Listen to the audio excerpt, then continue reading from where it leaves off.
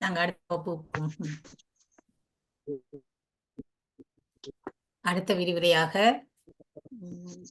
நன்னூல் பாயிரம் தொடர்பான விரிவுரையை சைவப்புலவர் சண்முக வடிவு திலைமணி அவர்கள் வழங்குவார்கள். அவரை விரிவுரையாற்ற வருமாறு அன்போடு அழைக்கின்றேன். வணக்கம் மிஸ். வணக்கம். இந்த வகுப்பிலே இணைந்திருக்கின்ற அனைவருக்கும் வணக்கத்தை கூறிக்கொண்டு, நன்னூல் சிறப்பு பாயிரம் பொது பாயிரம் இந்த பரீட்சையை நோக்கி இருக்கிறவர்கள் இளம் சைவ புலவர்கள்டா உங்களுடைய காண்டி யுகையுரை, சைவ புலவர்கள்டா விருத்தியுரை ரெண்டையும் நீங்க கையில வச்சிருக்கலாம், அல்லது தேவையானதை குறிச்சு கொண்டு இப்ப இந்த மேலதிக தேவைக்கு நீங்க நூலை பார்த்து கொள்ளலாம். அப்ப நாங்க முதல்ல பொது பாயிரம் பார்ப்போம். பாயிரத்துல தொல்காப்பியத்துல சரி நன்னூல்ல சரி 2 கேள்வி வளமையாக வாரது. அப்ப இது நாங்கள் பாயிரம் கற்க வேண்டிய அவசியம். மற்றது பாயிரம் எந்த நூலுக்கும் மிக அவசியம். கடவுள் வாழ்த்து போல பாயிரமும் மிக அவசியம். எனவே இதுல பொது பாயிரத்தை நாங்கள் முதல்ல பார்ப்போம். பாயிரத்தின் பெயர்கள், பாயிரத்துக்கு வழங்கப்படுகிற பெயர்: முகவுரை, பதிகம், அணிந்துரை, நூல்முகம், புறவுரை, தந்துரை, புனைந்துரை, பாயிரம்.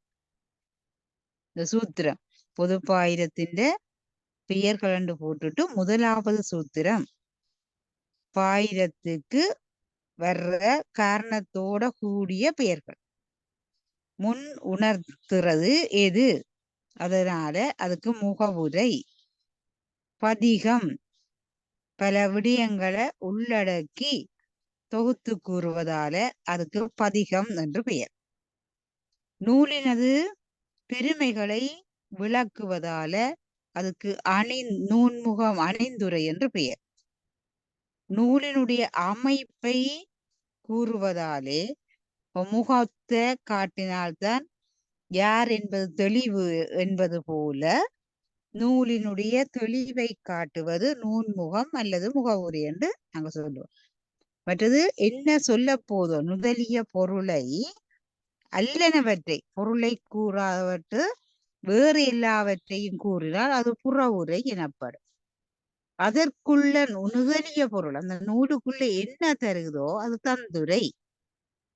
அடுத்தது புனைந்துரை. அணிந்துரை போல அந்த நூலுக்கு ஒரு நூல் ஆசிரியர் அல்லாதவர் எழுதுவதுதான் அணிந்துரை.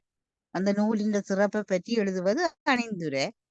அதுபோல புனைந்துரையும் அந்த நூலை பற்றிய சிறப்பை கூறுவது புனைந்துரை. அப்ப நாங்கள் பாயிரத்தின் பெயர்கள்ல முகவுரை ஒன்றிருக்கும், பதிகம் ஒன்றிருக்கும், அணிந்துரை ஒன்றிருக்கும், நூன்முகம் இருக்கும், புறவுரை இருக்கும், தந்துரை இருக்கும், புனந்துரை இருக்கும். இவ்வளவும் பாயிரத்துக்குள்ள அடங்குற விடயம். 2வது சூத்திரத்தை பாருங்கோ. பாயிரத்தினுடைய வகை. நான் முதல்ல சொன்னா பாயிரம் பொது பாயிரம் சிறப்பு பாயிரம் என 2 வகை பாட்டே. சூத்திரம் அதுதான் சொல்லுது. பாயிரம் பொது சிறப்பென 2 பாட்டே. பொது பாயிரம் எனவும் சிறப்பு பாயிரம் என 2 வகைப்படும். அடுத்தது பொது பாயிரத்தின் இலக்கணம். தலைப்பு போட்டிருக்கு, நீங்க பார்க்கலாம். பொது பாயிரத்தினுடைய இலக்கணம் என்ன? பொது பாயிரம் என்னென்னதை சொல்ல போகுது? அத சூத்திரத்தை சொல்றார். நூலே நுவல்வோன், நூலே நுவல்வோன், நுவலும் திறனே, நுவலும் திறனே, கொள்வோன் கோடற் கூற்றாம் ஐந்தும், கொள்வோன் கோடற் கூற்றாம் ஐந்தும், எல்லா நூற்கும் இவை பொது பாயிரம். எல்லா நூல்லையும் என்ன இருக்குமாம்? முதலாவது நூலினுடைய வரலாறு.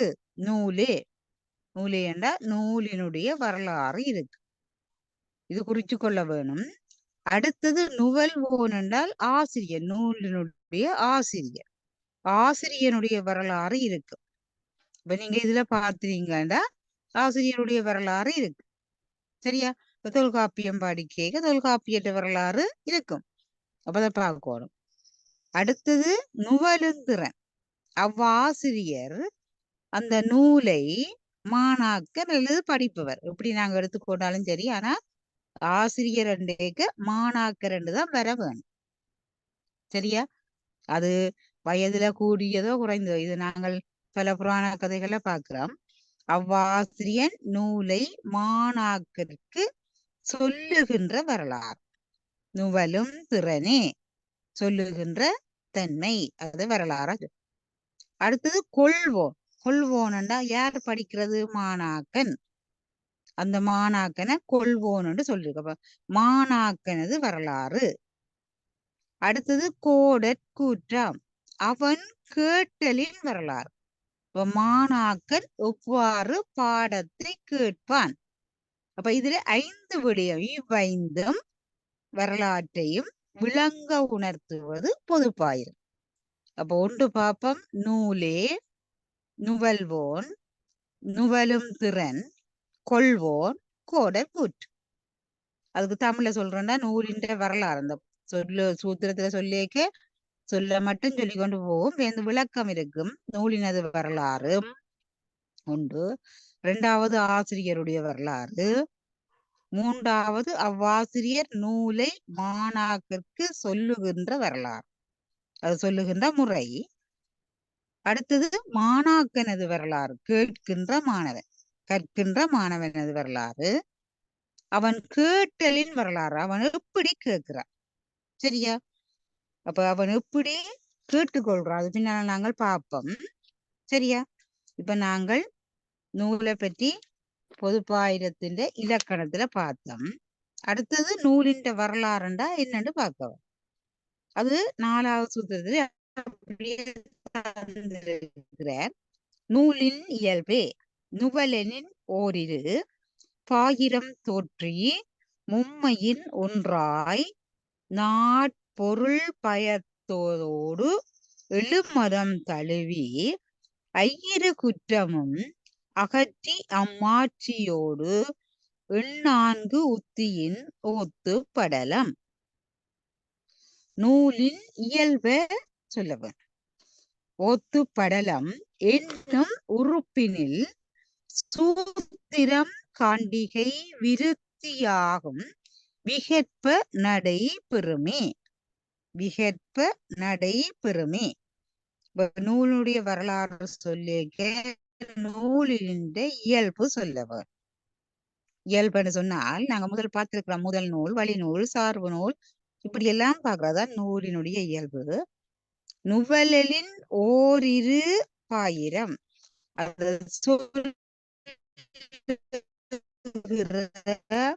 ஒவ்வொரு பாயிரமும் தோற்றி மும்மையின் ஒன்றாய், அவை தோன்றுகின்ற விதமும்.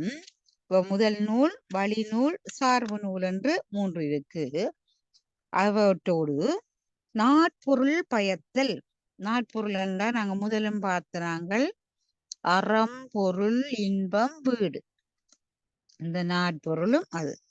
நாட்பொருள் பயத்ததோடு எழுமதம் தழுவி, 7 வகை மதம், அதன் பின்னால 7 வகை மதமும் என்னன்னு பார்ப்போம். ஐயிரு குற்றம், ஒரு நூலுக்கு இருக்கக்கூடாத 5 2 10 குற்றம். சரியா? 10 ஐயிரு குற்றமும் அகற்றி அம்மாட்சியோடு, அந்த 10 குற்றமும் இல்லாமல் அந்த நூல் மாட்சி என்ற புகழோடு இருக்க எண்ணான்கு உத்தி. எண்ணான்கு எத்தனை? 32. வாய்ப்பாடா சொல்றேன். எண்ணான்கு உத்தியின் 32 உத்தியை பயன்படுத்தி ஓத்து படலம் என 2 பகுதி பிரிவு, ஓத்து படலம் என்ற 2 பிரிவும் உறுப்பினில் பேர்ந்து சூத்திரம். சூத்திரம் என்றால் என்னன்னு சொல்லி காண்டி விருத்தியாகும். காண்டி உரி என்றால் என்ன, காண்டிகை உரை என்று நாங்க பார்ப்போம். விருத்தி உரை என்றால் என்ன, இந்த 2க்கும் உள்ள விகற்பம். விகற்பம் என்றால் வேறுபாடு சொல்லுவதுதான் நூலினுடைய வரலாறாக இங்க நன்னூல்ல குறிப்பிடப்பட்டது. இப்ப தொல்காப்பியத்துல வேறையா இருக்கலாம், நன்னூல்ல வேறையா இருக்கலாம். ஆனா நன்னூல் காண்டிகை உரையிலையும் விருத்திகை உரையிலும் பாயிரம் ஒன்றாகவே இருக்கின்றது. அதை பார்த்து கொள்ள வேண்டும். அப்ப திருப்பி சொல்றேன். நூலின் இயல்பே நுவலின் ஓரிரு பாயிரம் தோற்றி, ஒன்றெண்டு பாயிரம் என்ற ஒன்று பொது பாயிரம் சிறப்பு பாயிரம் மும்மையின் ஒன்றாய் மூன்று காலத்துக்கும் பொருந்தக்கூடியதாக, இறந்த காலத்து நிகழ்காலம் எதிர்காலம். இப்ப இலக்கணம் இப்பவோ இருந்த நூலும் இப்ப பயன்படுது. நாட்பொருள் பயத்ததோடு, 4 பொருள் பற்றி கூறியதோடு, எழுமதம் தழுவி, எழுமதம் என்னண்டு பின்னால பார்ப்போம். ஐயிரு குற்றம், அந்த 5 10 குற்றம் என்னண்டு பார்ப்போம்.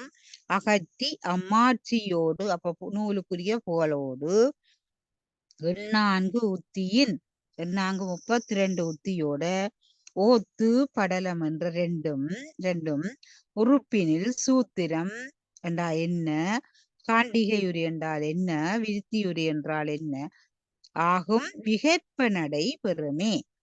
சரியா?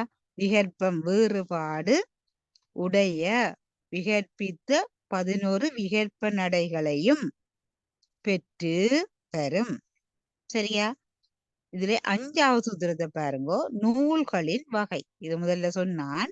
சூத்திரத்தை பார்த்துக்கொள்ளுங்க. முதல் வழி சார்பென நூல் 3 ஆகும். இப்ப கடந்த கால வினாத்தால நீங்க பாத்தீங்கன்னா இது வினாவா வந்திருக்கு. முதல் வழி சார்பென நூல் 3 ஆகும். என்னது? முதல் நூல், வழி நூல், சார்பு நூல் என நூல் 3 வகையில வரும். அவற்றுள், அடுத்த சூத்திரம் முதல் நூலுக்கு சொல்ற, அவற்றுள் வினையின் நீங்கி விளங்கிய அறிவின் முனைவன் கண்டது முதல் நூல் ஆகும். நூல் 3 இருக்கு. அந்த நூல் 3ல முதலாவது நூல் என்று நாங்கள் எதை சொல்றோம் என்றால், வினையின் நீங்கி விளங்கப்படும் அறிவினை உடைய உயிர். இப்ப வினையில நாங்கள் எல்லாம் வினையால பீடிக்கப்பட்டாங்க. இப்ப சித்தாந்தம் படிச்சுனாங்க. எங்களோட பிறவி தொட்டு வினை தொடர்ந்து வரும். இப்ப வினையில நீங்கியவர் ஒரே ஒரு ஆள் மட்டும், சிவன் மட்டும்தான் வினையால பெற்றப்படாதவர். அப்ப வினையில் நீங்கி விளக்கப்படும் அறிவினையுடைய உயிர்கட்கு வினையின் நீங்கி விளங்கிய அறிவினையுடைய முதல்வன் ஆதிக்கண்ணே செய்தது யாது என்று கேட்டால் அது முதல் நூல். யாது என கேட்கும். சரியா? விளங்கிய அறிவினையுடைய முதல்வன் ஆதிக்கண்ணே செய்தது எது என்று கேட்டால் அது முதல் நூல் ஆகும். சரியா? அப்ப நாங்க சுருக்கமா சொல்றோம் என்றால், வினையில் நீங்கிய அறிவினை விளங்கிய அறிவு, எங்களுக்கு விளக்கப்படும் அறிவு. ரெண்டுக்கும் உள்ள வித்தியாசம் இருக்கு. தன்வினை பிறவினை படிக்க பார்த்து நாங்கள் அவர் விளங்கிய அறிவால சொன்னதுதான் முதல் நூல். அப்ப இறைவனுடைய வாக்கு வேதம். இப்ப ஓத்து கண்டா வேதம் என்ற சொல் பொருள், அது பின்னால பார்ப்போம்.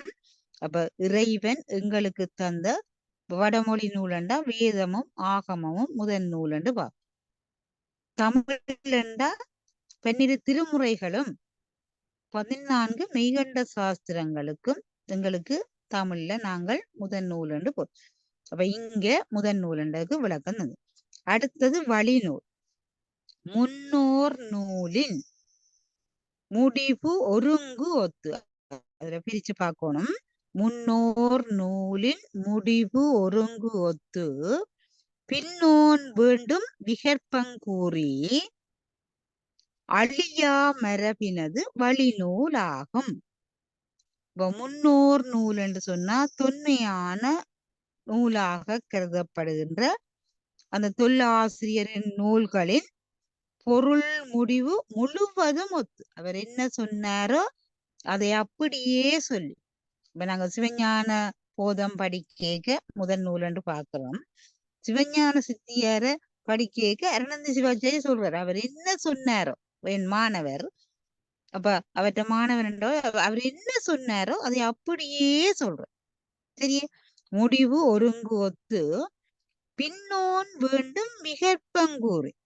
இப்ப பின்னால வழி நூல் செய்கிறவ என்ன முதல் நூலில் உள்ளதும் தன் வழிநூல்ல செய்ததற்கு காரணமான வேண்டிய விகற்பங்களை செய்யலாம். உடன் கூறி விகற்பங்கூறி அழியா மரபினது வழிநூலாகும். அந்த விகற்ப உணர்வுடைய பலர்க்கும் ஒப்ப என்ன உலகத்திலே நின்று நிலவுகின்ற தன்மையுடையது வழிநூலாகும்.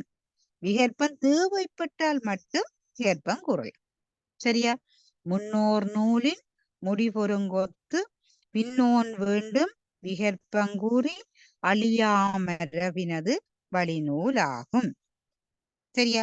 இப்ப சிலது போற்ற வேண்டியதை போற்ற வேண்டும், விளக்க வேண்டியதை விளக்க வேண்டும், அப்படியெல்லாம் சொல்வதுதான் அந்த வழிநூலுடைய சிறப்பு. அடுத்தது 8வது சூத்திரத்தை பாயிரத்தில் 8வது சூத்திரத்தை பார்த்துக் கொள்ளலாம். சார்பு நூல்னு தலைப்பு போட்டு இருக்கு. இருவர் நூற்கும் ஒரு சிறை தொடங்கி. இருவர் நூல் என்ன? முதல் நூல் செய்த ஆசிரியரும் வழிநூல் செய்த ஆசிரியர். இருவர் நூற்கும் ஒரு சிறை தொடங்கி திரிபு வேறுடையது புடை நூல் ஆகும். புடை நூல் என்று சொன்னது என்ன? சார்பு நூல என்ன? முதன் நூல் வழிநூல் சார்பு நூல் என்று சொல்லப்படுகிற ஒருவருக்கு மைந்தனும் மருகனும் போல அது இருக்கு. சரியா? ஒருவருக்கு பிள்ளையும்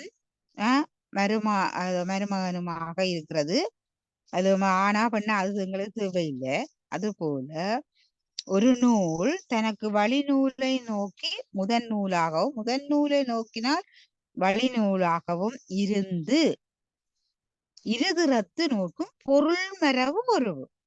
சொல்லப்படுற பொருள்ல ஒன்று வித மாற்றமும் இல்லாமல் தொடங்கி திரிவு வேறுடையது ஏதாவது மாற்றம், திரிவு கண்டா மாற்றம் ஏதாவது செய்ய வேண்டியிருப்பின் அவற்றை கூறுவது, அவற்றையும் சேர்த்து கூறுவது.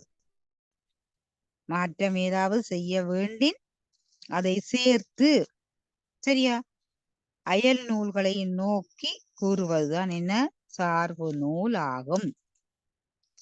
அவ வழிநூலுக்கும் சார்பு நூலுக்கும் ஒரு சிறப்பு விதி தந்திருக்கிறார். வழிநூலுக்கும் சார்பு நூலுக்கும் 9வது சூத்திரத்தில் ஒரு சிறப்பு விதியும் தந்திருக்கிறார். முன்னோர் மொழி பொருளே அன்றி அவர் மொழியும், முன்னோர் சொன்ன அதாவது முதல் நூலுடைய ஆசிரியர் சொன்ன பொருளே அன்றி அவர் மொழியும் பொன்னே போல் போற்றுவம். அவர் சொன்ன பொருள் எல்லாத்தையும் அப்படியே பொன் போல போற்றுவோம் என்பதற்கும் முன்னோரின் வேறு நூல் செய்துமெனும், முன்னோர் வேறு ஏதாவது நூல் செய்திருந்தால் அதனையும் ஒத்தும் மேற்கோளில் என்பதற்கும் கூறு பழம் சூத்திரத்து கோள்.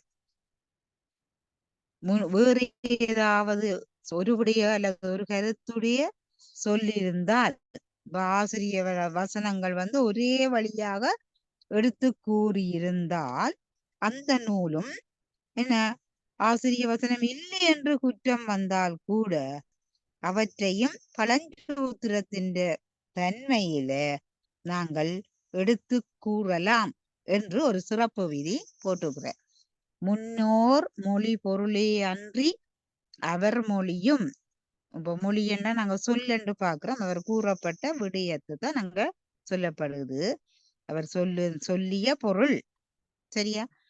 பொன் போல் போற்றுவோம், பொன் போல போற்றிக்கொண்டு, சரியா, போற்றுவோம் என்பதற்கு நாங்கள் பொன் போலத்தான் என்ன வச்சு, அதாவது அவற்றை நூலை முதன்மைப்படுத்தி கொண்டு முன்னோரின் வேறு நூல் செய்துமெனும், முன்னோர் வேறு ஏதாவது அந்த ஆசிரியர் செய்திருந்தால் அதையும் மேற்கோளில் என்பதற்கும் அவர் எடுத்துக்காட்டிய மேற்கோளோ எடுத்துக்காட்டிய எடுத்துக்காட்டுகளோ எடுத்து கூறு பழஞ்சூத்திரத்தின் கோள். பழைய சூத்திரத்திலே இருந்து அதிலே இல்லாத பிழை இல்லாதவற்றை எடுத்தலும் நன்று என்று சிறப்பு வழிநூலுக்கும் சார்பு நூலுக்கும் ஒரு சிறப்பு விதி சொல்லியிருக்கு. அடுத்தது 10வது சூத்திரத்தை பாருங்க. அந்த நூற்பயன் என்னென்று போட்டிருக்கு. அறம் பொருள் இன்பம் வீடு அடைதன் நூற்பயனே. ஒரு நூலினுடைய பயன் என்னது? அறம் பொருள் இன்பம் வீடு அடைதல். அப்ப இறுதி இலட்சியம் எங்களுக்கு என்ன? வீடு ஆகிய முத்தி பேற்றை நாங்கள் பெறுவது. அப்ப வீடு அடைதல் அதன் நூற்பயனி என்று சொல்றோம்.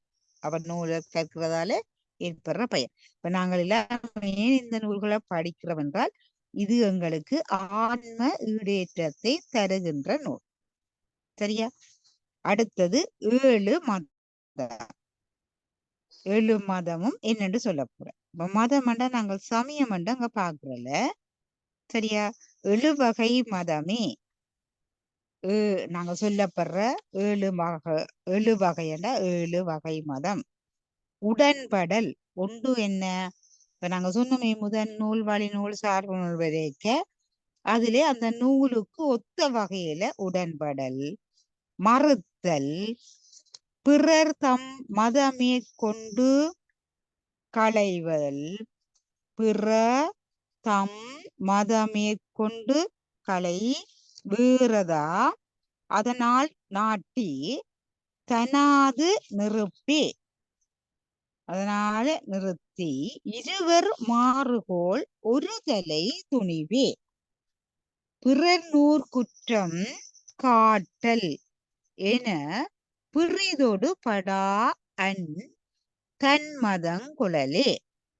அப்ப 7 வகை மதத்தில முதலாவது உடன்படல், மறுத்தல், பிறர் சொன்னதை ஏற்றுக்கொள்ளல், அதை களைதல், அதனோடு ஒட்டி போதல், அதனை விட்டு செல்லுதல் ஆகிய 7 வகை மதமும் இது நாங்கள் பார்க்க வேணும். சரியா? ஏனென்றால் இதுல வினாக்கள் கடந்த காலத்துல வந்திருக்கு. அதனால அதை பார்த்து கொள்வது உங்களுடைய தேவை. சரியா? மதம் என்றா கொள்கை என்று பாருங்க, சமயம் என்று பார்க்க வேண்டாம். அப்ப அந்த நூலை சொல்லிக்க உடன்பட வேண்டும், மறுத்தல் வேண்டும், பிறர் தம் மதம் மேற்கொண்டு பிறர் சொன்ன கருத்தையும் ஏற்றுக்கொள்ள வேண்டும். சரி, அது உடன்பட்டு போக வேணும். மற்றது அவர் சொன்னவற்றை தழுவி போறது மட்டுமல்ல, அதுல சொல்ல தேவையில்லாவற்றை குற்றத்தை எல்லாம் என்ன செய்யணும்? களைய வேணும். களைதல் 10 குற்றம் என்று பின்னால பார்த்து நாங்கள் அந்த குற்றத்தை எல்லாம் களைய வேண்டும். அந்த அழகை என்ன செய்ய வேணும்? நிறுத்த வேணும். அதை நாட்டினாலது நிறுத்தி அது என்ன நல்லது என்று சொல்லப்படுகிற அழகு 10ஐயும் நிறுத்துறத நிலையாக வைத்துக் கொள்ள வேண்டும். அடுத்தது இருவர் மாறுகோள் ஒரு தலை துணிவு. 2 பேர் அப்படி சொன்னாலும் ஒருவர் சொல்றது என்னது என்று சரியான முடிவுக்கு வருதல் வேண்டும். அப்ப இந்த 7ஐயும் நாங்கள் தெரிந்து பிறர் நூற் குற்றம் காட்டல். பிறர் நூல்ல நாங்கள் குற்றம் கண்டால் அதை களைந்து விட வேண்டும். சரியலோ? பிறிதோடு படா தன்மதம் கொள்ளலண்டா அவர் சொன்னதை விட்டுட்டு சரியானதை தான் சொல்லுதல் என்ற அந்த 7 வகை மதத்தையும் கை கொள்ளுவது ஒரு நூலினுடைய சிறப்பு. சரியா? அடுத்தது 10 குற்றம். 10 குற்றம் என்றால் என்ன? குற்றம் என்றால் நாங்கள் மாசு என்று சொல்லுவோம். மாசு என்றால் பிழை என்று பாருங்க. சரியா? குன்ற கூறல் இது அப்படியே 10 அப்படியே வரிசையா சொல்லி கொண்டு போவார். சூத்திரத்தை வாசிக்கிறேன். குன்ற கூறல், மிகைபட கூறல், கூறியது கூறல், மாறுகோள கூறல், வலுச்சொல் புணர்த்தல், மயங்க வைத்தல், வெற்றெனத் தொடுத்தல், மற்றொன்று விரித்தல், சென்று தேய்ந்திருதல், நின்று பயன் இன்மை என்றிவை ஈரைங் குற்றம் நோக்கே. ஒன்று வந்து குன்ற கூறல், 2வது மிகைபட கூறல், 3வது கூறியது கூறல், 4வது மாறுகோள கூறல், 5வது வலு சொல் புணர்த்தல், 6வது மயங்க வைத்தல், 7வது வெற்றெனத் தொடுத்தல், 8வது மற்றொன்று விரித்தல், 9வது சென்று தேய்ந்து இருதல், 10வது நின்று பயனின்மை. இந்த 10 குற்றமும் ஒரு நூலுக்கு இருக்க கூடாது. இப்ப நாங்கள் கட்டுரைகள்லயே சிலது பார்ப்போம். என்ன, ஒரு கருத்தை திருப்பி திருப்பி சொல்லி கொண்டு போனால் அது கூறியது கூறல் ஆகும். மிகைபட கூறல், பஸ் கூறியதை திருப்பி திருப்பி சொல்லிக்க அது கூறியது கூறல். மிகைப்பட வேண்டாம். என்ன, ஒரு கருத்தை தேவை இல்லாமல் ஒரு 25 வசனத்துல விளக்கி சொல்லுவது மிகைபட கூறல். கூறியது கூறல், கூறியது கூறல் சொன்னது திருப்பி சொல்றது. மிகைப்பட கூறல் அதி அளவுக்கு அதிகமா சொல்றது. குன்ற கூறுதல் கேட்கப்பட்ட விடயத்திலே ஒரு சுருக்கி ஒரு சொட்டு, நாங்க சுருக்கம் என்று தமிழ்ல செய்வது போல குன்றம் மிக அளவுக்கு மிக குறைவாக கூறுவதும் போல. மற்றது மாறுகுல கூறல், தலைப்பு என்னவோ இருக்கு, என்னவோ சொல்லிக் கொண்டு போற. மற்ற வலு சொல் புணர்த்தல், அதுல பிழையான சொற்கள் இருக்கு, அதை கொண்டு வந்து அதுல சேர்த்து குறிக்கணும். மயங்க வைத்தல், ஏதோ இத்தனை நிமிஷம் சொன்னார் ஆனா எனக்கு ஒன்றுமே விளங்கையில தெளிவு ஏற்படையில, அதான் மயங்க வைத்தல். வெற்றென தொடுத்தல், டக்கண்டு சொல்லி முடிக்கிறது. மற்றொன்று விரித்தல், இப்ப மாறுகுல கூறுதலும் மற்றொன்று விரித்தலும் வித்தியாசம். சரியா, மாறுபாடா சொல்றது அது, இது என்னவோ சொல்ல என்னத்தையோ சொல்லி கொண்டு போறது, அதாவது பயனற்றவற்றை கூறுதல். சரியா, சென்று தேய்ந்து இருதல், முதல் சொல்லிக நல்லா சொல்லி கொண்டு போனவர் கடைசியில போனா சொல்லினா கழுத தேய்ந்து கட்டெறும்பு ஆனது என்ற பழமொழி, அல்லது உலக தேய்ந்து ஒளிப்பிடியானது என்றது போல அப்படியே சொல்லி கொண்டு ஏதோ விட்டுட்ட, அங்கே பயன் ஒன்றும் இருக்கல. சரியா, மற்றது நின்று பயனின்மை, அதனால என்ன, வெறும் வார்த்தையை சொன்னாரே சொல்லிய அங்கே என்ன ஒரு பயனும் இல்லை. அப்ப நின்று சென்று தேய்ந்து இருதல் பெந்து நின்றுவை இவ்வளவு சொன்னதாலையும் என்ன இயல, ஒரு பயனும் இல்லை. அப்ப இந்த 10ஐயும், அந்த 10 குற்றங்கள் வினாக்களுக்கு திருப்பியும் குன்ற கூறல், மேம்பட கூறல், கூறியது கூறல். இப்ப நீங்க விட எழுதுனா இப்படியே எழுதுனா சரி, 10 மண்டா இலக்கத்தை போட்டோ இல்ல அடையாளத்தை போட்டு 10ஐயும் எழுதுறது. குன்ற கூறல், மேம்பட கூறல், கூறியது கூறல், மாறுகுல கூறல், வலு புணர்த்தல், மயங்க வைத்தல், வெற்றென்று பயனின்மை. சரியா, அடுத்தது அப்ப இது நூல்கள்ல வரக்கூடாத குற்றங்கள். சரியா, நூல்கள் வந்து இக்குற்றங்கள் சாராமல் இருக்கவன். நாங்கள் ஒரு நூலை எழுதுறமா இருந்தாலும் கூட அது எங்களுக்கு பொருந்தும். அதனால இந்த சைவ புலவர்களுக்கு இதை படிக்க வேணுமென்ற தேவை, அல்லது தமிழ் அபிமானிகள், தமிழை நாங்கள் நல்லா ஐயன் திரிபட கற்க வேண்டும் என்றாலும் இது எங்களுக்கு தெரிந்தாதான் நாங்கள் அதை ஆக்க முடியும். அடுத்தது அழகு 10. அழகு கண்டா நாங்க என்ன சொல்லுவோம், உள்ளதை மிக தெளிவுபடுத்தி நுட்பமாக காட்டுவது அழகு. அப்ப இங்க புலவர்களுக்கு சொல்லப்பட்ட 10 அழகு சுருங்க சொல்ல, ஒரு தலைப்பை எடுத்துக்கொண்டால் எவ்வளவு விடயத்தை அங்க நாங்க சொல்ல வேணுமோ அதை அப்படியே சொல்றோம். அடுத்தது விளங்க வைத்தல், நாங்க சொல்லுகிற சொல்லை சுருங்க சொல்லல், விளங்க வைத்தல். சூத்திரத்தை பார்த்துட்டு பார்ப்போம். சுருங்க சொல்லல், விளங்க வைத்தல், நவின்றோர்க்கு இனிமை, நன்மொழி புணர்த்தல், ஓசையுடைமை, ஆழமுடைத்தாதல், முறையின் வைப்பே, உலகம் மலையாமை, விழுமியது பயத்தல், விலங்கு உதாரணத்து ஆகுதல் நூலிற்கு அழகெனும் 10. சரியா, சுருங்க சொல்ல, எடுத்த விடயத்தை அளவுக்கு ஏற்ற வகையில சொல்லுதல். விளங்க வைத்தல், சுருங்க சொன்னாலும் அது என்ன பொருள் நன்கு விளங்கக்கூடியதாக வைத்தல்.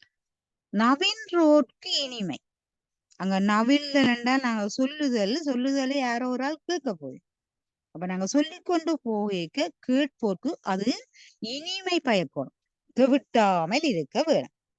அடுத்து நன்மொழி புணர்தல், நல்ல வார்த்தைகளை அல்லது நல்ல சொற்பிரயோகத்தை அங்க பிரயோகிக்க வேண்டும். ஓசையுடைமை. இப்ப இது ஓசையுடைமை நாங்க செய்யுளுக்குத்தான் பார்க்கிறோம். அது இல்ல. நாங்க ஒரு சொற்பொழிவுண்டான ஒரு ஒன்றை பேசிக்கிறதும் என்ன செய்யறோம்? அதுக்கு ஒரு ஓசை இருக்கு. பாங்கு என்று நாங்க ஆழமுடைத்தாதல் சொல்லப்படுகின்ற விடயம் எவ்வளவு கருத்தாளம் மிக்கது. முறையின் வைப்பு. அப்ப சொல்ல போய்க்கு அதுக்கு ஒரு முறை இருக்கு. முதல்ல சொல்ல வேண்டியது என்ன, அடுத்தது சொல்ல வேண்டியது என்ன, இப்படியே இறுதியாக சொல்ல வேண்டியது என்ன, அதுதான் முறையின் வைப்பு. உலகம் மலையாமை. நான் சொல்ல போற கருத்தை கேட்டு என்னடா இப்படி ஒன்று இருக்கு என்று இவர் என்ன உண்மையை சொன்னாரோ அந்த மலைவு எங்கள்ட மய அலைவண்டா என்ன தெளிவே இல்லை. உலகம் மலையாமை நாங்க சொன்ன கருத்து அதுல தெளிவு ஏற்படாமல் இன்னும் அதே மயக்கத்திலேதான் இருக்கு. மயக்கம் வேண்டா என்னன்னு தெரியல சொல்லிக்கொண்டு இருக்கும். அடுத்தது விழுமியது பயத்து. இப்ப நாங்க சொல்ல போற விடயத்துல வாழ்க்கையில கை கொள்ள வேண்டிய எங்களுடைய மேலான பண்பு தான் விழுமியம். அப்ப நாங்க சொன்னதுல ஏதோ ஒரு கருத்தை மற்றவர் கடைபிடிக்க கூடிய வதத்து அந்த நூலா இருந்தாலும் சரி அல்லது சொற்பொழிவுகளா இருந்தாலும் சரி. இப்ப இது நூலுக்குத்தான் இவர் சொல்றார். வாழ்க்கையில நாங்கள் இதையும் பார்த்துக்கொள்ள வாழ்வது கூட நாங்க மற்றவர்களுக்கு முன்னுதாரணமா நடக்க எதை அவை பின்பற்றிவினமோ என்று அதை வாழ்நாள் முழுக்க அவர் நல்லதென்று போற்றி எடுத்துக்கொள்ளப்பட வேண்டியவிடு. அப்போ விழுமியது பயத்தல். விலங்கு உதாரணம். ஒரு உதாரணம் அல்லது எடுத்துக்காட்டு நாங்க சொல்ல போறோம் என்றால் எல்லோருக்கும் விளங்கியதான உதாரணத்தை எடுத்துக்காட்டும். சரியா? இந்த பத்தும் நூலுக்கு அழகு சேர்ப்பனவாகும். அப்ப திருப்பியும் அந்த 10ஐயும் சொல்றேன். இப்போ எழுதி கொள்ளுங்க. நூல் புத்தகம் இல்லாதவை அல்லது எடுத்து பார்த்து செய்யும். சுருங்க சொல்லல் ஒன்று, சுருங்க சொல்லல். இரண்டாவது நவீனிமை பயத்தல் நாங்க சொல்ல சரி. 4வது நன்மொழி புணர்தல். 5வது ஓசையுடைமை. அங்க நாங்கள் என்னது மாத்திரையில போலியில அதுகள் எல்லாம் பார்க்கலாம். ஓசையுடைமை. சில பேர் உடைமை என்று சொன்னால் அது போலி. ஓசையுடைமை. ஆழமுடைத்தாதல். 6வது ஆழமுடைத்தாதல். 7வது முறையின் வைப்பு. 8 உலகம் மலையாமை. 9வது விழுமியது பயத்தல். 10வது விலங்கு உதாரணத்து ஆகுதல். விளங்குகின்ற உதாரணத்தை முன்வைத்தல் என்ற 10ம் ஒரு நூலுக்கு என்ன அழகோடு கூடி வருதல் வேண்டும். அடுத்த சூத்திரத்தை பாருங்க. 14வது சூத்திரம். இவையெல்லாம் கடந்த காலத்துல வரப்பட்ட வினாக்களாக இருக்கு. நீங்க பார்த்துக்கொள்ளலாம். என்ன வினா வெறுமண்டில்லை. நாங்கள் என்ன எங்களுடைய திறமையை ஆற்றலை வளர்த்து கொள்வதற்கு இது உத்தி 32 ஒரு நூலுக்கு அமைய வேண்டிய உத்தி. இப்ப எந்த ஒரு செய்கையை நாங்க செய்யக்க என்னென்ன உத்திகளை பயன்படுத்தலாம் என்று இருக்கு. அப்ப இங்க நூலுக்கு சொல்றார் நுதலி புகுதல். சூத்திரத்தை பார்த்துக்கொள்ளுங்க. நுதலி புகுதல் ஓத்து முறை வைப்பே தொகுத்து சுட்டல் வகுத்து காட்டல் முடித்து காட்டல் முடிவிடங்கூறல். முடிவு இடம் கூறல். தான் எடுத்து மொழிதல். பிறன்கோள் கூறல். சொற்பொருள் விரித்தல். தொடர் சொல் புணர்த்தல். இரட்டுற மொழிதல். ஏதுவின் முடித்தல். ஒப்பின் முடித்தல். மாட்டெறிந்து ஒழுகல். இறந்து விலக்கல். எதிரது போற்றல். முன் மொழிந்து கோடல். பின்னது நிறுத்தல். விகற்பத்தில் முடித்தல். முடிந்தது முடித்தல். உரைத்தும் என்றல் உரைத்தாம் என்றல். ஒருதலை துணிதல் எடுத்து காட்டல் எடுத்த மொழியில் எய்த வைத்தல் இன்னதல்ல இதுவென மொழிதல் எஞ்சிய சொல்லில் எய்த கூறல் பிற நூல் முடிந்தது தான் உடன்படுதல் தன்குறி வழக்கம் மிக எடுத்து உரைத்தல் சொல்லின் முடிவின் அப்பொருள் முடித்தல் ஒன்றின முடித்தல் தன்னினம் முடித்தல் உய்த்து உணர வைப்பென உத்தி எண்ணான்கே. சரியா? இது எங்களுக்கு தெரிய வேண்டிய விடயங்கள். இப்ப நாங்க ஒன்றை செய்யக்கையும் இது எங்களுக்கு கட்டாயம் தெரிந்திருக்க வேண்டிய உத்திகள். நாங்கள் 32 உத்தியையும் எல்லா நூலையும் பயன்படுத்தாட்டிக்கும் ஒரு நூலுக்கு என்னென்ன உத்திகளை பயன்படுத்த வேண்டும் என்று கண்டறிந்து பயன்படுத்த வேண்டும். இப்ப நுதலி பூதல் நாங்க என்ன சொல்ல போறோமோ அதை சொல்ல வேணும். முதல்லயே இல்ல வேற ஏதோ சொல்லி கொண்டு போனா எனக்கு கொண்டும் விளங்கையில கடைசியில போகத்தான் வேற என்ன சொன்னாருன்னு. அப்ப முதலாவது நாங்க என்ன சொல்ல போறோம் அதான் தலைப்பண்டு சொல்லுவோம். நுதலி புகுதல் ஓத்து முறை வைப்பே. என்ன முறையில ஓத்து வேண்டா வேதம் வந்து நாங்க சொல்றோம். அந்த எங்க நாங்க முக்கியத்துவப்படுத்துறோமோ அத முறையாக ஒழுங்காக வைத்துக் கொண்டு தொகுத்து சுட்டல். இப்ப அதுல என்னத்தை எல்லாம் தேவையில்லாம விளக்குறத விட தொகுத்து சுட்டி காட்டுதல் வகுத்து காட்டல் பிரிச்சு என்னத்தை தொகுத்து கூறணுமோ தொகுத்து கூறலாம், என்னத்தை வகுத்து கூறணுமோ அதை வகுத்து கூறலாம். முடித்து காட்டு இதனால நடந்தா இதுதான் விளைவு வரும் என்று முடிவா சொல்லணும்.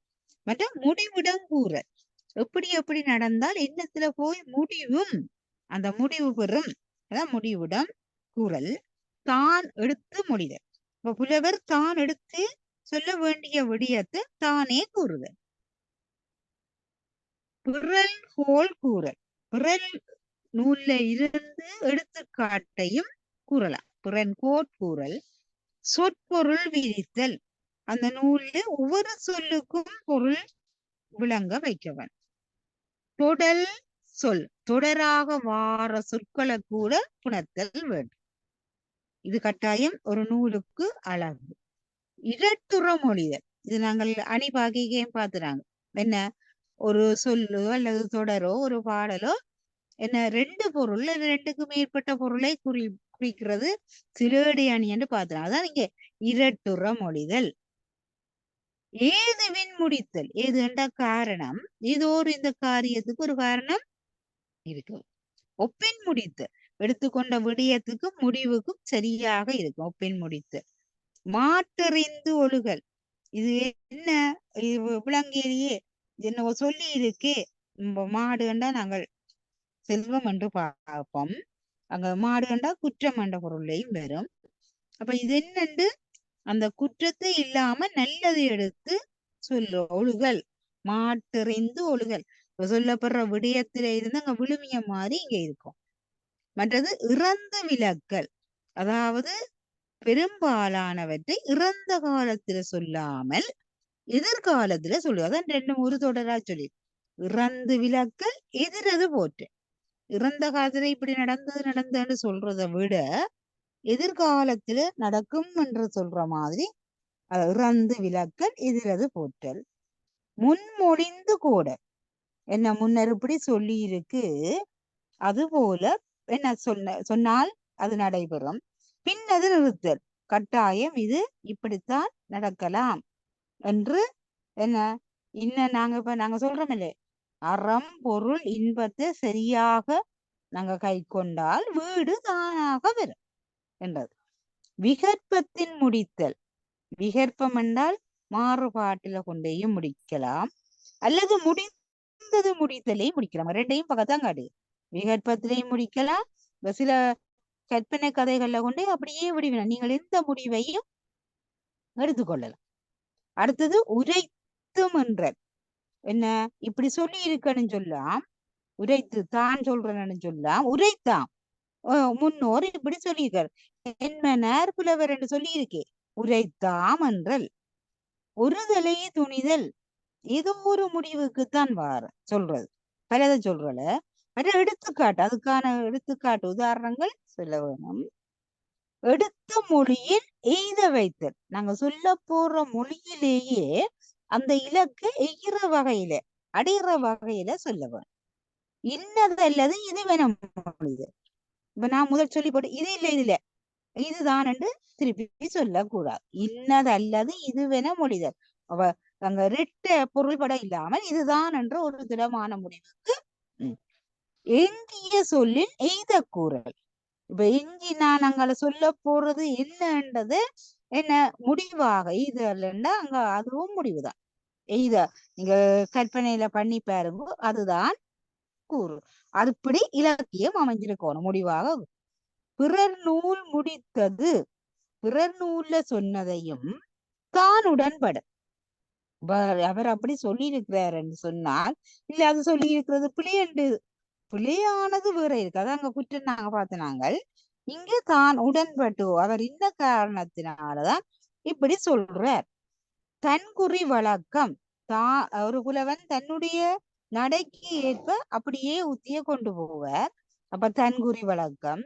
மிக எடுத்துரைத்தல், ஒரு புலவரை போல இன்னொரு புலவர் இருக்க மாட்டார். அப்ப மிக அவர் நாங்க சொல்றோம் என்ன, சிலேட பாடுறதுல காலமுக புலவர் கட்டிக்கார்.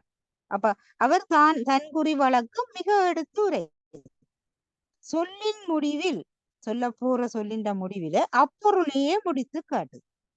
மற்றது ஒன்றின் முடித்தல், ஒரு நாளும் கொண்டே பன்மையில முடிக்கிறது. இது நீங்கள் அறிந்து கொண்டு அப்படி முடிக்கிறது கேட்பேனே. இது ஒன்றினம் முடித்தல், ஒன்றினம் முடித்தல், தன்னினம் முடித்தல். ஒன்றினமாக இருக்கலாம் அல்லது தன்னினமாகவும் இருக்கலாம். புலவன் தண்ட கூற்றாகவும் இருக்கலாம். உய்த்து உணர வாய்ப்பென. நாங்கள் இதை கற்றதால உய்த்து இதை என்னண்டு செய்திருக்கிறார் என்று உய்த்து உணர வைக்கிற வகையில நூல் அமைய வேணும் என்ற உத்திகள் 32 சொல்லப்பட்டிருக்கு.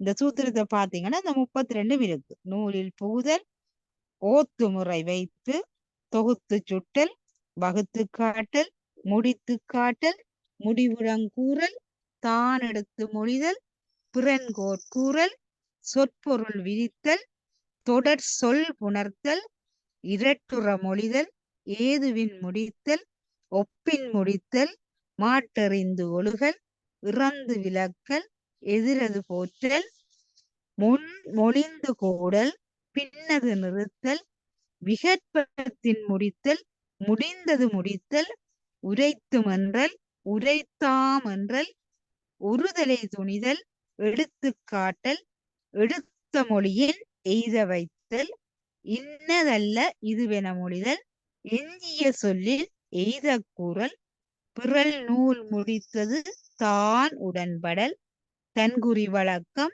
மிக எடுத்துரைத்தல், சொல்லின் முடிவின் அப்பொருள் முடித்தல், ஒன்றினம் முடித்தல், தன்னினம் முடித்தல், உய்த்து உணர வைத்தல் என்ற 32 அணிகளும் ஒரு நூலுக்கு இருக்க வேண்டிய சிறப்பு உடையவை ஆகும். அதாவது உத்திகள் ஒரு நூலுக்கு சிறப்பு உடைய ஒன்றாகும்.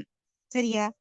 அடுத்தது உத்தி என்றால் என்னென்று தெரியவா. உத்தி என்பது இன்னது. நூற்பொருள் வழக்கோடு, சூத்திரத்தை வாசிக்கிறேன் பாருங்க. 15ஆம் சூத்திரம்.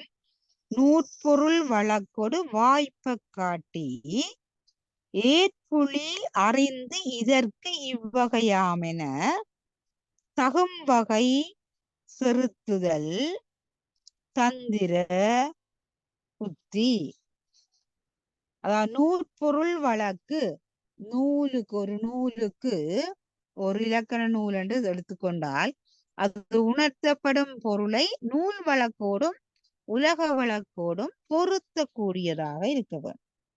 வழக்கோடு வாய்ப்ப காட்டி அந்த நூல் அவ்வாறு அமைகின்ற விதத்துல வாய்ப்பு இருக்க வேண்டும். ஏற்புலி அறிந்ததற்கு என்ன முன்னரே சொல்லப்பட்ட நூல்களையும் மற்றோர் சொன்ன இலக்கியத்திலேயும் இருந்து ஏற்குமிடத்து அறிந்து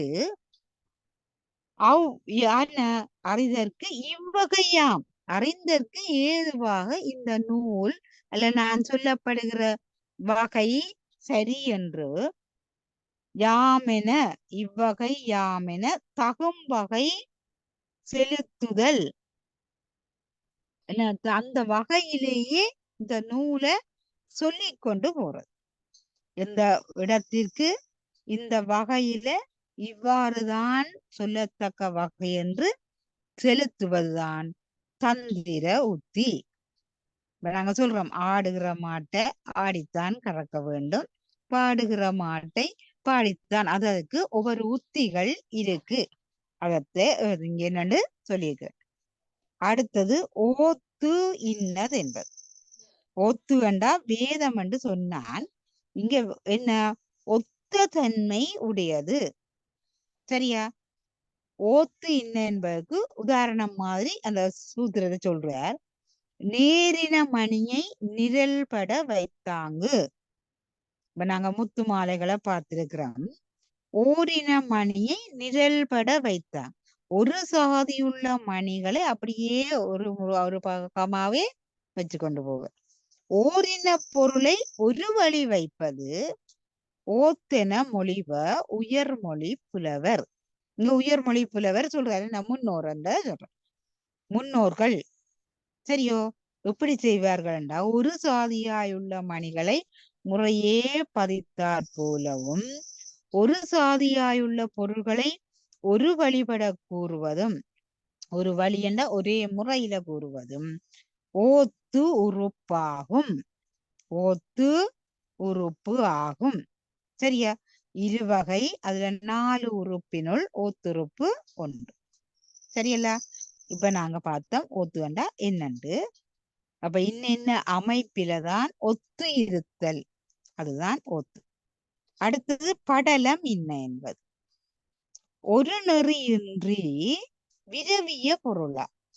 ஒரு நெறி இன்றி விரவிய பொருளால் பொதுமொழி தொடரின் அது படலம் ஆகும். சரியா? அதாவது ஒரு நெறியின்றி ஒரு வழிபடாது என்ன சொல்லப்படுற பொருள் விரவிய பொருளா. என்னென்ன இடத்துல தேவையான இடத்துல பார்க்கணுமோ அது என்ன பல பொருளை உணர்த்துவதாக, அதாவது பல பொருள் குறித்த ஒரு சொல். சரியா? அப்ப விரவிய பொருளால் பொதுமொழி பல பொருள் குறித்த ஒரு சொல், ஒரு சொல் குறித்த பல பொருள், இப்படியெல்லாம் இருக்குதான் இல்ல. பொதுமொழி தொடரின் கூறுவதுதான் படல உறுப்பு ஆகும். அப்ப ஓத்து என்பதும் ஒரு உறுப்பு, படலம் என்பதும் ஒரு உறுப்பு. அடுத்து சூத்திரம் இன்னது என்பது. சரியா? இது இந்த படல உறுப்பு படலங்களா இந்த காப்பியங்கள்ல பார்த்திருக்கிறீங்க. இன்னென்ன படலங்களாக பிரிக்கப்பட்டிருக்கு. பெரிய காப்பியங்கள் கந்த புராணமோ பெரிய புராணமோ, சரியா? அப்படி பெரிய இலக்கியங்கள்ல படலம் படலம் என்று பிரித்ததை நாங்க பார்த்திருக்கிறோம். அந்த படல அமைப்பை தான் நீங்க சொல்லியிருக்கு. அடுத்து சூத்திரம் இன்னது என்பது. இதுவும் கடந்த காலங்கள்ல வந்த வினாக்கள்லாம். அப்ப நாங்கள் இதை பார்த்து கொள்ள வேணும். 18வது சூத்திரம் சில்வகை எழுத்தின் பல்வகை பொருளை. சில்வகை எழுத்தின் பல்வகை பொருளை செவ்வன் ஆடியில் சிரித்து இனிது விளக்கி திட்ப நுட்பம் சிறந்தன சூத்திரம். சில்வகை எழுத்து, அதாவது சில எழுத்துக்களால இல்ல சில சொற்களை வைத்து கொண்டு, அதாவது 1-2 எழுத்துக்களை உடைய சொற்களால அது பல்வகை பொருளை விளக்கத்தக்க வகையில என்னவாம் செவ்வன் ஆடியில். ஒரு சிறிய கண்ணாடியில எங்கட உருவத்தை பார்த்தாலும் முழுமையாக தெரியும். சரியோ? ஓ, அது போல அது சின்னனாக இருந்தாலும் என்ன செவ்வனாடியில் சிரித்து இனிது விளக்கி திட்ப நுட்பம். அதுல என்ன திட்பம்டா நல்ல முடிவாக சொல்லி இருக்கு. இந்த கருத்து தான் இது செவ்வையாக அல்லது செம்மையாக சொல்லப்பட்டிருக்கு என்றதும் அதான் என்ன திட்பம். அது இன்ன நுட்பத்தோட சொல்லி இருக்கு. இப்ப திட்பம்டா குற்றம் இல்லாமல் சரியா சொல்லி இருக்கு. சரியா? ஓ, மலைவு இல்லாம திட்பமா சொல்லி இருக்கு. நுட்பம்டா என்ன? அது நுணுகி ஆராய்கின்ற நுண்மையுடைய பொருளை கூறுவதுதான் என்ன சூத்திரம். அப்ப திருப்பியும் ஒருக்கா பார்ப்போம். சில்வகை எழுத்தின் பல்வகை பொருளை செவ்வனாடியில், அது அங்க உவம காட்டியிருக்கு. சரியா? உவம அணி படிச்ச நாங்கள் செவ்வனாடியில் சிரித்து இனிது விளக்கி திட்ப நுட்பம் சிறந்தன சூத்திரம். சரியா? திட்பத்தையும் நுட்பத்தையும் சிறப்பாக எடுத்து காட்டுவது சூத்திரம் ஆகும். அடுத்தது சூத்திர என்று சொல்லி போட்டோம். சூத்திரத்தின் நிலை எப்படி? சூத்திரம் எப்படி அமைந்திருக்கும்? அதுக்கு ஒரு சூத்திரம் சொல்ற. ஆற்றொழுக்கு கரிமா நோக்கம் தவளை பாய்த்து பருந்தின் வீழ் அன்ன சூத்திர நிலை. வீழ்வன்னு சேர்த்திருக்கிறதுல திருப்பி பாருங்க. ஆற்றொழு கரிமா நோக்கம் தவளை பாய்த்து பருந்தின் வீழ்வன்ன சூத்திர நிலை. இப்ப இதுல 4 உவம காட்டியிருக்கிறேன். ஒன்று ஆற்று ஒழுக்கு. இப்ப ஆறு என்ன நீர் என்ன செய்யும்? அப்படியே தொடர்ந்து ஒழுகிக்கொண்டே அதாவது ஓடிக்கொண்டே போகும். அரிமா நோக்கம். அரியண்டா சிங்கம். சிங்கம் ஒரு நாளும் உடலை திருப்பி பின்னுக்கு இருக்கிறதையோ முன்னுக்கு இருக்கிறதையோ பார்க்காது. சரியோ?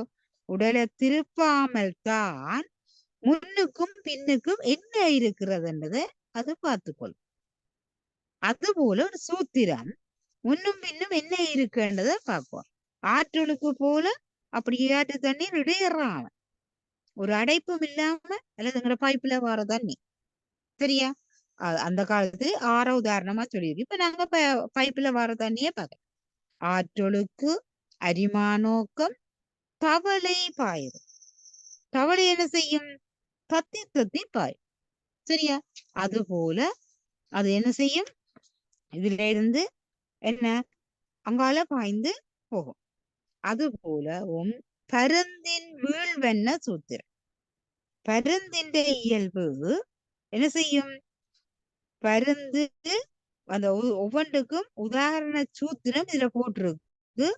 நீங்க பார்த்து கொள்ளலாம்.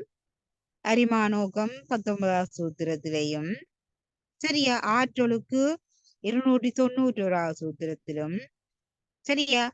அரிமானோக்கு 101 சூத்திரத்திலும் ஆற்றொழுக்கு 109 சூத்திரத்திலும் பருந்தின் வீழ்வினை 96 சூத்திரத்திலும் சொல்லி இருக்கு.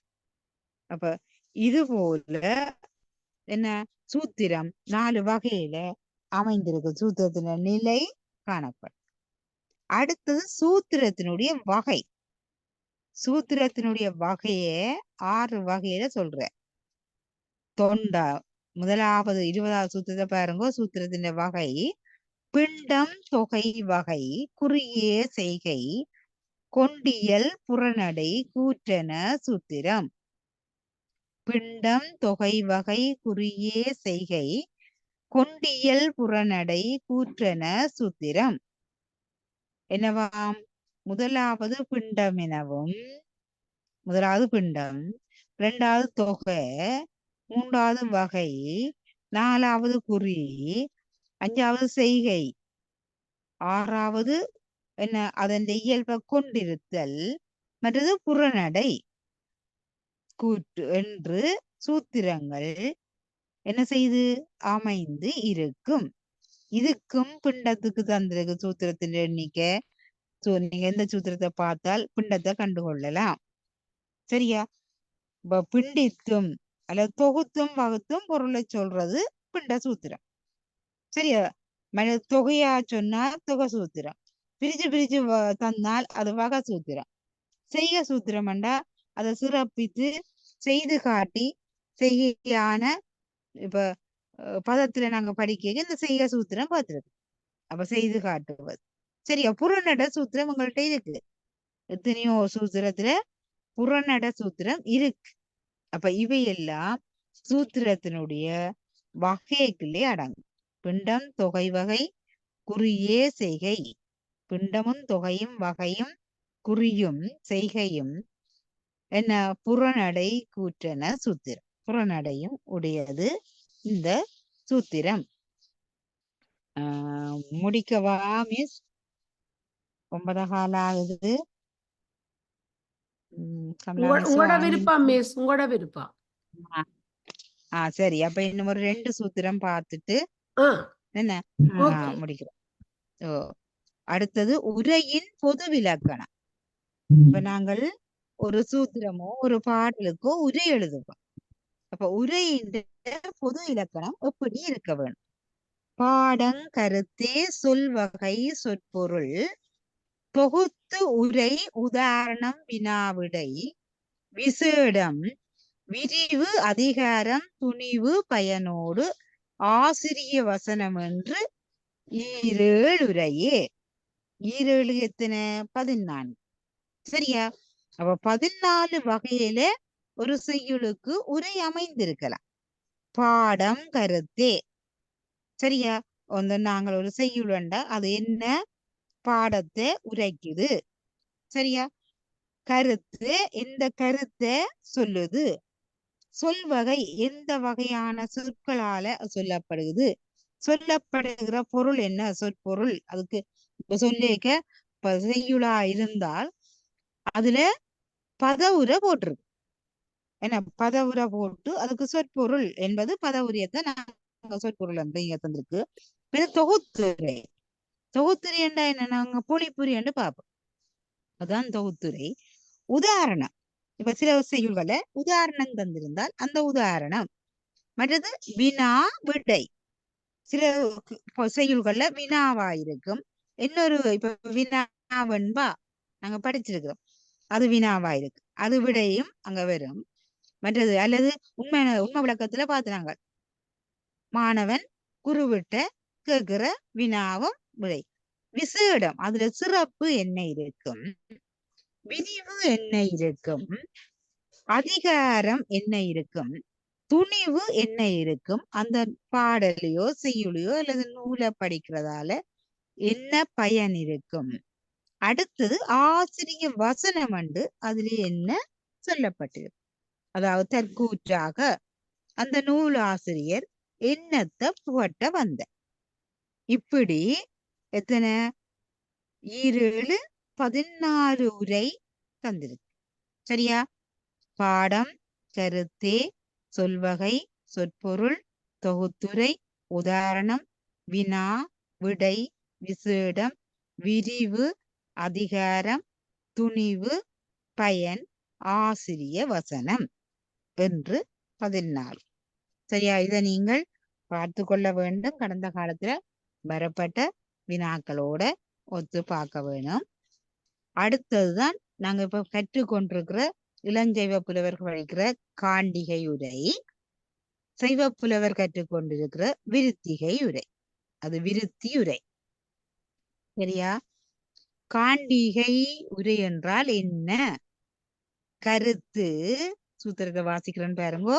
கருத்து பதப்பொருள் காட்டு மூன்றினும் அவற்றோடு வினாவிடை ஆக்கலானும் சூத்திரத்து உட்பொருள் தோற்றுவ காண்டிகை. இது இந்த சூத்திரத்தை தந்து விளக்கந்தர சொல்லியும் வினாக்கள் அமைஞ்சிருக்கும். அப்ப அந்த சூத்திரத்தையும் நாங்கள் தெரிஞ்சு கொள்ள வேணும். இப்ப மேற்கூறிய 14 கருத்து.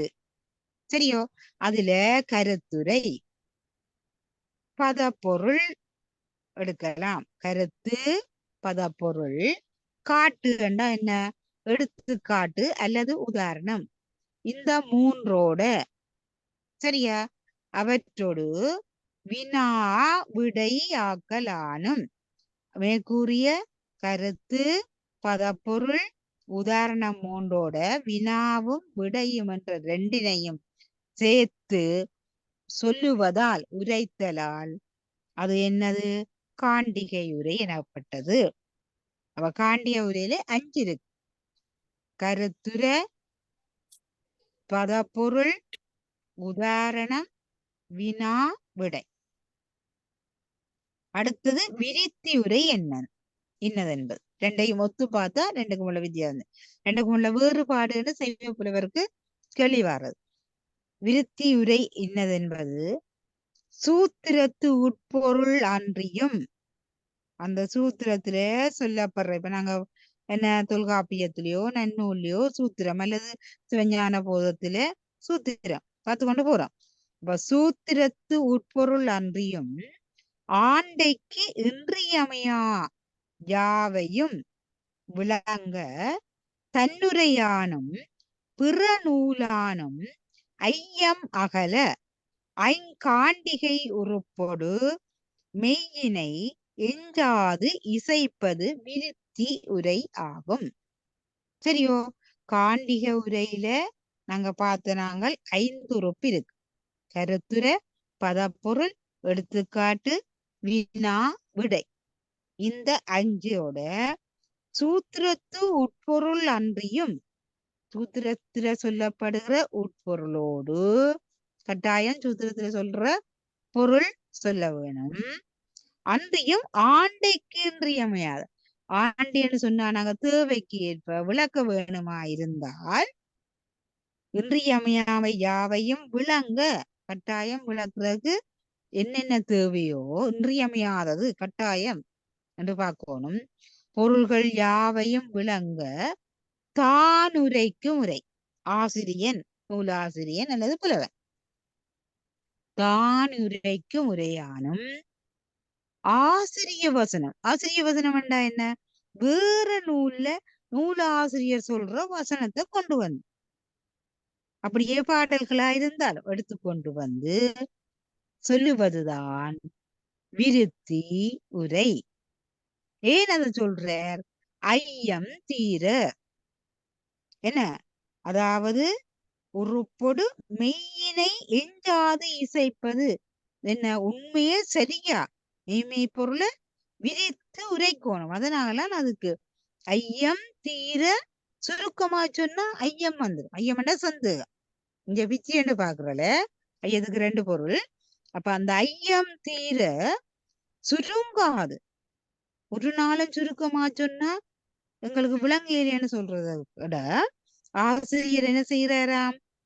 வேற நூலின் உரையையும் வசனங்களையோ செய்யுளையோ எடுத்து காட்டுறதோட தண்ட உரையையும் சேர்த்து, அப்ப இங்க 7 வந்து காண்டிய உரையில சொன்ன 5ஐயும் இதுல 2ஐயும் சேர்த்து 7. அப்ப 2க்கும் உள்ள வேறுபாடு என்று சொன்னால் காண்டிக உரையில கருத்து, பதப்பொருள், எடுத்துக்காட்டு, வினாவிடை 5 இருக்கு. விருத்திய உரையில ஆசிரியர் தண்ட உரையும் அந்த பொருள் விளங்குறதுக்கு ஏற்ற இன்றியமையாத தன்மையில தண்ட உரையையும் பிற ஆசிரிய வசனங்களாலும், அங்க பிற சொல்ல நாங்க சொல்லாட்டிக்கும் தானுரைக்கும் உரையான ஆசிரிய வசனங்களாலும் சரியோ சுருங்காது ஐயம் தீர மெய்மை பொருள் வெளுத்து உரைக்கிறது தான் விருத்தி உரை ஆகும். சரியா மிஸ்? இதோட இன்றைக்கு இந்த வகுப்பை நிறைவு செய்வோம். இதுல நம்ம கொஞ்சம் கிடக்கு படிக்கிறதுக்கு. அடுத்த வகுப்புல நாங்க பார்த்து கொள்ளுவோம். ஆசிரியர் லட்சணம், மாணவர் லட்சணம் எல்லாம் இருக்கு.